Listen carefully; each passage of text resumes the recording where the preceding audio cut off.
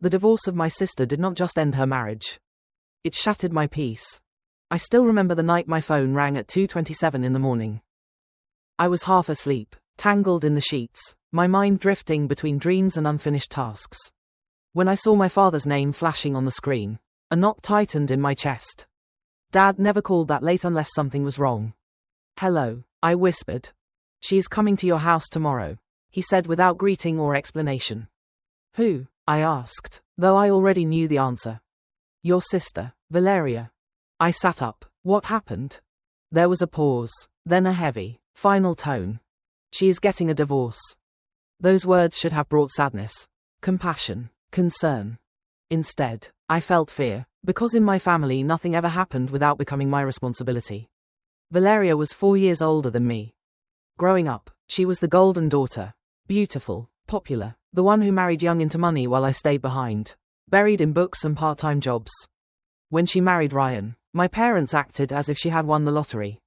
"He is an investment banker," my mother would boast to the neighbors. "She will never suffer like some people," my father would add, looking at me.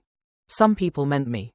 I paid my own university fees, took loans, worked nights, and built my career brick by brick in a country that promised nothing but exhaustion in exchange for opportunity. Valeria, on the other hand, had always floated through life, and now she was falling. She arrived the next afternoon with 3 suitcases, 2 designer bags, and the face swollen from crying or perhaps from anger. I opened the door, forcing a smile. "Hello." She walked in without looking at me, dropped her things in the living room, and threw herself on my sofa as if it were hers. "I can't believe this is happening to me," she said. "No hello, no thank you." I closed the door slowly. "What happened exactly?" She laughed bitterly. "Men are trash. That's what happened." Later I learned the truth was not so simple. Ryan had not cheated on her, mistreated her, or abandoned her. Valeria had emptied their savings, maxed out their cards, and refused to work. Then she blamed him when the money ran out. But none of that mattered, because to my parents, Valeria was still the victim. That same night my father called again. "You have to take care of her," he said.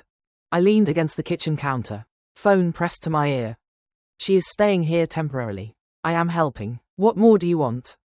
"Financially," he replied. "Emotionally, everything." I felt something inside me break. "Dad, she is 36 years old. Is she fragile now and I am not?" I asked quietly. Silence. Then his voice hardened. "You are strong. You can handle this." There it was again, the phrase that had defined my entire life. "You are strong, so suffer in silence." The days turned into weeks. Valeria slept until noon, cried loudly at night, ordered food on my card, and constantly complained about how unfair life was. She never cleaned, never contributed, never asked if I was okay. One afternoon I came home exhausted from work and found her on a video call. Laughing. "Oh, my sister, yes, she let me stay with her. She has money," she said casually.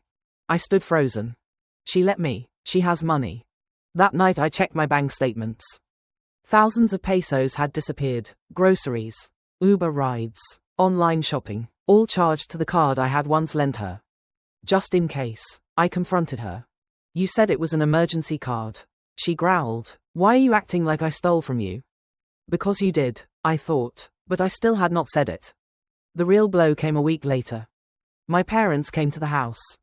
They brought no food, no help, only expectations. Dad sat in front of me, hands clasped like he was negotiating a business deal. "Valeria needs support," he said. "She already has support," I answered. "She lives here without paying rent." "That is not enough," my mother sighed dramatically. "Your sister has no income, no stability." "So you are going to give her an allowance?" I asked. Dad said, 5,000 a month. He did not even blink. The room fell silent. "That is more than my mortgage," I said slowly. Dad leaned forward. "You have no children. You have no husband. What else do you spend money on?" That was when I understood something terrifying. To them, my life had no value unless it served to finance someone else. I stood up. "No." My mother gasped as if I had slapped her. Dad became serious. "What did you say?" "No, I will not do it." "You owe this to the family," he growled. "Why?" I asked. "For surviving on my own? For building my life without you?" I looked at Valeria. She watched me in silence. arms crossed, eyes calculating. Finally I understood. This was never about helping her. It was about controlling me. That night, after they left, I sat alone in the darkness, angry, hurt, and awake. For the first time I stopped asking why they treated me this way. Instead I asked a better question. What would happen if I stopped allowing it? That night my revenge began. Not loud, not messy, not emotional. Cold, calculated, legal, and devastating. The next morning I did not confront anyone. I did not cry, I did not argue. I did something much more dangerous. I stayed silent. Silence had always scared my family more than anger. When I stopped calling my parents. When I stopped mentioning money. When I treated Valeria like a temporary guest instead of a tragedy. They noticed. Valeria was the first to feel it. "You are acting strange," she said one afternoon, lounging on my sofa again. "Strange," I replied calmly, typing on my laptop. "You never ask how I feel." She rolled her eyes. "Don't make this about you." But I already had, just not in the way she expected. That week I met with a lawyer, not out of fear, but because I was ready. I brought everything: bank statements, messages, call records, card transactions. The lawyer reviewed them and slowly raised his eyebrows. "She has been financially exploiting you," he said. "And my parents?" I asked. He leaned back. "They are pressuring you to cause you economic harm. You have no legal obligation to support an adult sibling." I smiled. That was all I needed. Step 1. I had access. Valeria's card stopped working the next day. She stormed into my room furious. "My card doesn't work anywhere." "I cancelled it," I said. Her face twisted. "You can't do that." "Yes, I can. It is my account." She looked at me as if I had betrayed her. "After everything I have been through," she shouted. She cried and called Mom exactly as I had planned. Step 2. I let them talk. My phone exploded with missed calls. My father left messages full of anger and disappointment. "You are selfish. You have changed. You are destroying this family." I saved every message. Words become weapons when they are documented. Step 3. I set the trap. One afternoon I told Valeria calmly, "You should ask for spousal support." She scoffed. "Ryan will not give me a single peso."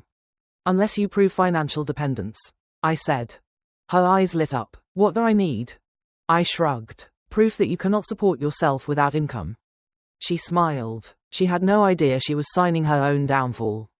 A week later, Ryan's lawyer contacted me. They had received documents claiming Valeria was completely dependent on me, with records showing thousands of pesos spent monthly from my accounts. They asked for statements. I gave them everything, including proof that Valeria had access to funds, housing, and support, just not from Ryan. The case collapsed. Valeria lost her advantage. Ryan was freed and Valeria lost credibility in court. That was when everything turned ugly. She screamed that I had sabotaged her, that I was jealous, that I wanted her to fail. That night my parents showed up unannounced. Dad did not even sit down. "You humiliated her," he said. I did not answer. She humiliated herself. Mom cried, "How can you do this to your sister?" I finally exploded. "How did you do this to me for 30 years? They stood frozen. I remained firm. "I paid my own way. I built my life and you decided my reward was to be your personal bank." Dad pointed. "Family sacrifices.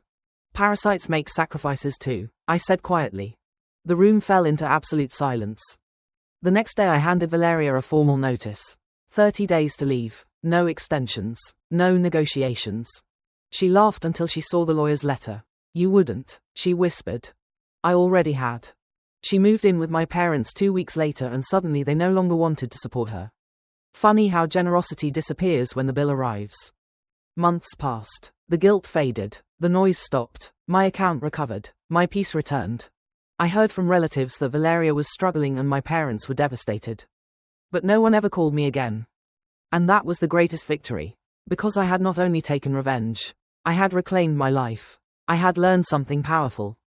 Being strong does not mean being used. Being good does not mean staying silent. And family does not mean obligation. It means respect.